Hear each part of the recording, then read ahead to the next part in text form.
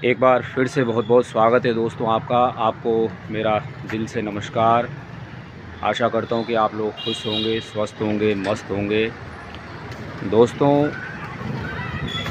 आज की इस नई ठंडी ठंडी सुबह के साथ शुरुआत करते हैं अपने दिन की। और जैसा कि आप देख रहे हो, काफ़ी धुंध लगी है शहर में। तो आज के ब्लॉग को आगे बढ़ाते हैं। दोस्तों, अभी कुछ दिनों पहले ही हमने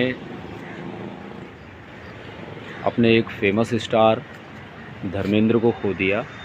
और आप जानते होंगे, उनकी मौत को हुए अभी कुछ ही दिन हुए हैं और सारा देश त्रस्त है उनकी शोक का समाचार सुनकर कि धर्मेंद्र जी का निधन हो गया। उनके निधन से दोस्तों कुछ दिन पहले, ठीक 10 दिन पहले भी एक बार अफवाह फैली थी कि उनकी मौत हो गई है और विकिपीडिया पे भी उनकी मौत की खबरें आने लगी थी और उनकी डेथ भी दिखाने लगा था। लेकिन फिर दूसरे तीसरे दिन पता लगा कि ये फेक न्यूज़ है और ऐसा नहीं हुआ है, धर्मेंद्र जी की डेथ नहीं हुई है। तो दोस्तों, जैसे कि आप जानते हो, धर्मेंद्र हमारी हिंदी फिल्मों की जान थे। और जान ही नहीं, सही मायने में कहें तो एक सच्चे हीरो थे। धर्मेंद्र के बराबर अगला हीरो कोई शायद बॉलीवुड इंडस्ट्री में नहीं होगा, जो गांव के एक किसान के बेटे थे और गांव की मिट्टी से निकलकर मुंबई की चकाचौंध में पहुंचे थे और वहां उन्होंने एक इतना बड़ा नाम कमाया कि जो हमेशा बॉलीवुड इंडस्ट्री याद रखेगी। तो उनका जो प्रारंभिक जीवन था दोस्तों, वो एक साधारण से हम लोगों जैसे किसान जैसा था। गांव की मिट्टी में जन्मे थे। पंजाब के लुधियाना ज़िले में नरसाली एक गांव है जहां पे उनका जन्म हुआ था 1935 में। और इनके पिताजी जो थे वो एक स्कूल मास्टर थे और स्कूल मास्टर ने शुरुआती दौर में उन्हें ऐसा सबक सिखाया था कि ज़िंदगी में उन्होंने शुरुआती दौर में अपने टीनेज में ही उन्होंने एक सपना बुन दिया था कि मुझे सिर्फ फिल्म स्टार बनना है। और धर्मेंद्र जी ऐसा अक्सर अपने इंटरव्यू में कहते थे कि उन्होंने एक बार दिलीप कुमार साहब की मूवी देखी थी और उसी मूवी को देखकर उन्होंने कहीं ना कहीं मन बना लिया था कि मुझे भी इनकी तरह एक्टर बनना है। फिर क्या था, पंजाब यूनिवर्सिटी से ग्रेजुएट होने के बाद ये लड़का निकल पड़ा अपने सपनों की उड़ान भरने। तो अक्सर धर्मेंद्र जी ने ये खुलासा किया है कि जब एक टैलेंट हंट उस ज़माने में हुआ करता था, बॉलीवुड के जो नए डायरेक्टर प्रोड्यूसर थे, आज की तरह भेड़ चाल नहीं थी। उस समय टैलेंट को जगह दी जाती थी। तो एक टैलेंट हंट था, तो उसमें चयन के लिए सभी जगहों से फ़ोटोग्राफ्स मंगाए गए थे। तो धर्मेंद्र ने भी अपने पास के शहर में जाकर एक फ़ोटोग्राफ से अपने कुछ 3-4 अच्छी तस्वीरें बनाई और उनको बाय डाक से, बाय पोस्ट से भेजा मुंबई। तो खुशकिस्मती से वो डायरेक्टर को पसंद आ गई और उनका फिज़िक देखकर, बॉडी देखकर उन्हें लगा कि हाँ, इस लड़के में कोई बात है, तो उन्हें बुला लिया गया।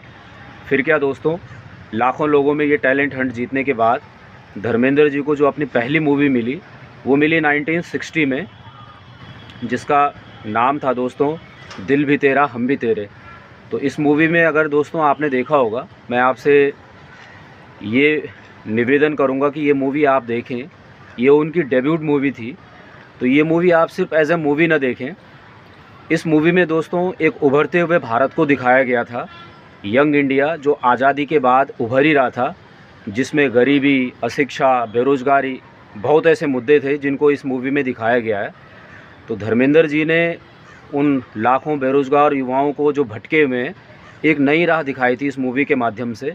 तो आप ज़रूर जाकर देखिएगा। और आज तो आपको देखने के कई मीडियम हैं, आप अपने मोबाइल से डाउनलोड करके भी देख सकते हैं।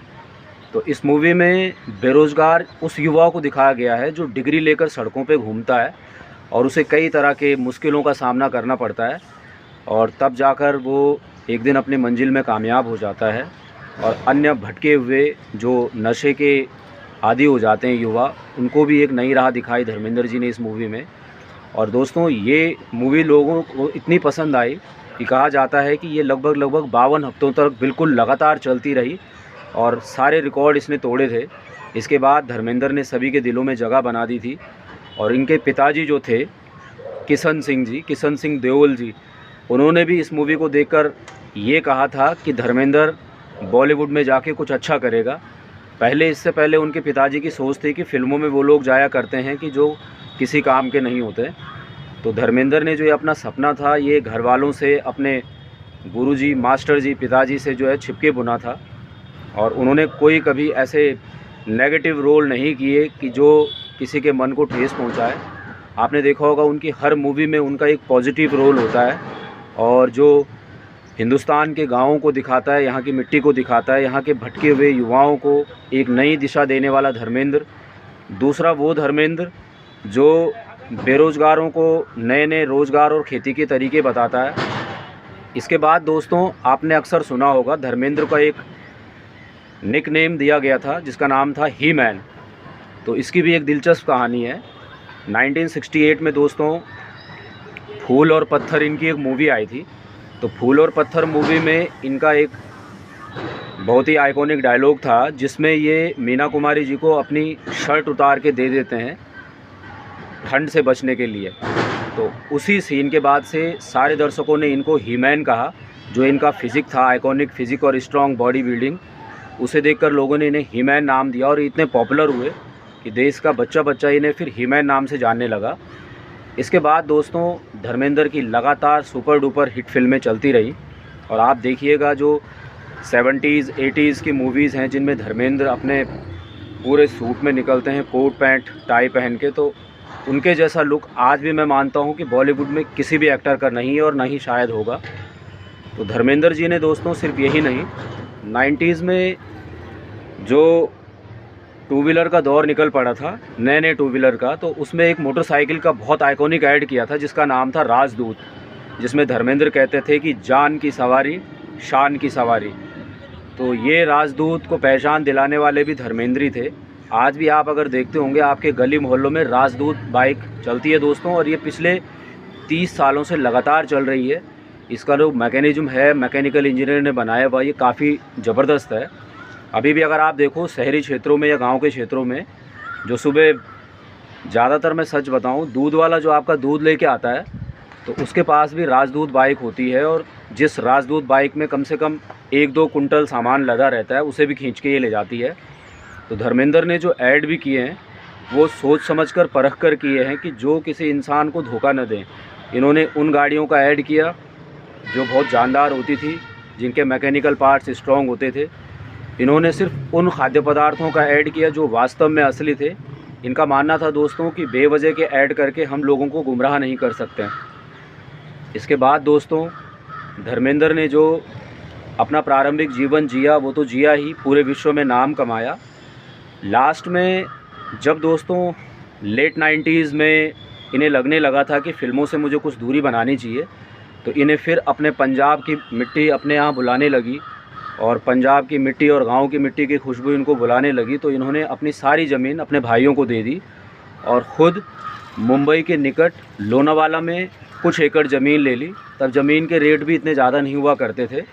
और फिर अपनी फैमिली को छोड़ के 60-65 की एज के बाद इन्होंने अपने आप खुद एक किसान की तरह काम करके अपने लोनावाला वाले जो फार्म हाउस था उसको बनाया। उसमें दोस्तों हज़ारों प्लांट्स लगाए और वहीं अपना जीवन बिताया। बाद में इनकी अपने मूवी आई जिसमें इन्होंने फिर दोबारा से बॉलीवुड में काम करना शुरू किया। इस मूवी ने भी दोस्तों अपने जो विदेश में, कनाडा में, ऑस्ट्रेलिया, यूरोप में अपने भारतवंशी भाई हैं उनको एकजुट किया और अपने को महत्व बताया। फिर सोशल मीडिया का ज़माना आया दोस्तों 2015 से, मैं कहूँगा 2050, और कोरोना के टाइम पे सोशल मीडिया का ज़माना कुछ ज़्यादा ही प्रसारित हुआ।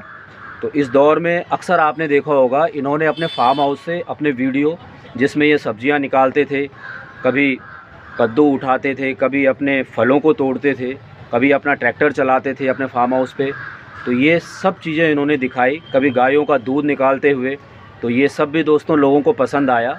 और आज तो ऐसा ट्रेंड चल पड़ा है कि हर एक्टर फिल्मों में कम और सोशल मीडिया पे ज़्यादा दिखता है। ज़माना बदल गया है दोस्तों, और बदलाव का नाम ही ज़िंदगी होता है। लेकिन ऐसे एक्टर जो इस देश के किसान की घर में जन्म लेते हैं और गांव की मिट्टी और गांव की खुशबू उनमें भरी होती है और कभी भी अपनी जड़ों से नहीं भूलते और अपनी जड़ों से जुड़े रहते हैं, तो हमें आगे भी दोस्तों ऐसे ही अभिनेताओं की ज़रूरत है जो रोल मॉडल बने हमारे धर्मेंद्र जी की तरह। और धर्मेंद्र जी की तरह भटके हुए युवाओं को एक नया रास्ता दिखाएं। तो दोस्तों, आज के ब्लॉग में बस इतना ही। मन में कुछ उद्गार थे धर्मेंद्र जी के बारे में, हो सकता है इसमें कुछ गलतियां रही हों, आप माफ़ कीजिएगा। लेकिन आपके विचार धर्मेंद्र जी के बारे में क्या हैं ये आप ज़रूर बताइएगा कमेंट बॉक्स में। तब तक के लिए दोस्तों, अपने ब्लॉग को यहीं पे रोकते हैं और फिर से बात करेंगे किसी नए ब्लॉग पे, नए टॉपिक के बारे में। तब तक के लिए आपका बहुत बहुत धन्यवाद। खुश रहिए, मस्त रहिए। और अंत में जाते जाते धर्मेंद्र जी का जो एक आइकॉनिक मैसेज था सभी के लिए, वो दोस्तों ये था, अपने मरने से पहले भी उन्होंने अक्सर ये कहा था कि जीवन में जो सबसे पहली चीज़ होती है वो होता है आपका स्वास्थ्य। अगर आपका स्वास्थ्य सही है, आपका फिज़िक, आपकी बॉडी, आपका मेंटल स्टेटस फिट है, तो फिर दुनिया में आप कुछ भी कर सकते हो। अगर वो अनफिट है तो फिर आप कुछ भी नहीं कर सकते।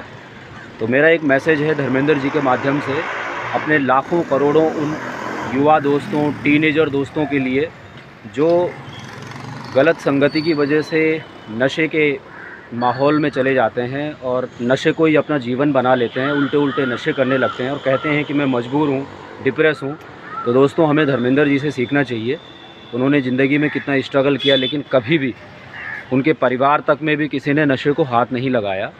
तो आपको भी ये चाहिए कि आप सभी भटके हुए दोस्त जो नशा करते हैं वो आज ही छोड़ें और एक संकल्प लें नशे को छोड़ने का। और ये संकल्प लें कि हम अपनी बॉडी को ठीक उसी तरह फिट रखेंगे जितनी तरह धर्मेंद्र जी ने रखी थी, और जो मैसेज दिया था इस देश के युवाओं को उसको जारी रखें। तो दोस्तों, फिट रहिए, नशे से दूर रहिए और एक स्वस्थ जीवन जिए। इन्हीं कामनाओं के साथ बहुत बहुत धन्यवाद।